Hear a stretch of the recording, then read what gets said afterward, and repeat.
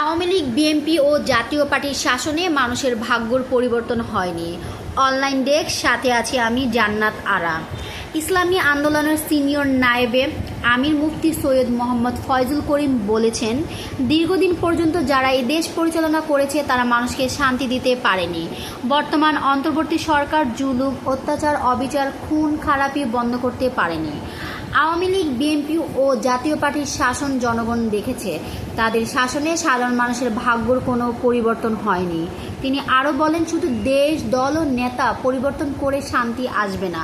শান্তি তখনই আসবে যখন আমরা নীতি আদর্শের পরিবর্তন আনতে পারব এবং ইসলামের সুমহান আদর্শকে রাষ্ট্র ও সমাজ জীবনে প্রতিষ্ঠা করতে পারব। রোববার 5 অক্টোবর বিকেলে ইসলামী আন্দোলন বাংলাদেশ নরসিংদী জেলা শাখার উদ্যোগে নরসিংদীর সাটিরপাড়া কে ইনস্টিটিউশন স্কুল অ্যান্ড কলেজ মাঠে এক গণসমাবেশে তিনি এসব কথা বলেন। মুফতি সৈয়দ মোহাম্মদ ফয়জুল করিম বর্তমান অন্তর্বর্তী সরকারের উদ্দেশ্যে বলেন, পার্বত্য এলাকার জন্য বিভিন্ন আইন কেন থাকবে? তারা যদি বাংলাদেশের নাগরিক হয় তবে তাদের সঙ্গে কিসের শান্তি চুক্তি করা হবে? দেশের অন্যান্য জেলায় যে আইন, পার্বত্য অঞ্চলে সে একই আইন থাকতে হবে।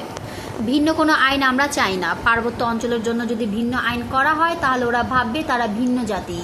এক পর্যায়ে তারা চিন্তা করবে স্বাধীন হওয়ার। তিনি আরও বলেন, চাঁদাবাজ, সন্ত্রাসকে কঠোর হস্তে দমন করতে হবে। আর যদি না পারেন তবে আপনি ব্যর্থ এবং আপনাকে অবশ্যই গদি ছাড়তে হবে। তিনি নরসিংদীর বিভিন্ন চাঁদাবাজদের 1 সপ্তাহের মধ্যে গ্রেফতারের দাবি জানিয়ে স্বরাষ্ট্র উপদেষ্টার উদ্দেশ্যে বলেন, সমস্ত চাঁদাবাজদের গ্রেফতার এবং বিচারের আওতায় যদি না আনতে পারেন তবে আপনার উচিত স্বেচ্ছায় ক্ষমতা ছেড়ে দেওয়া।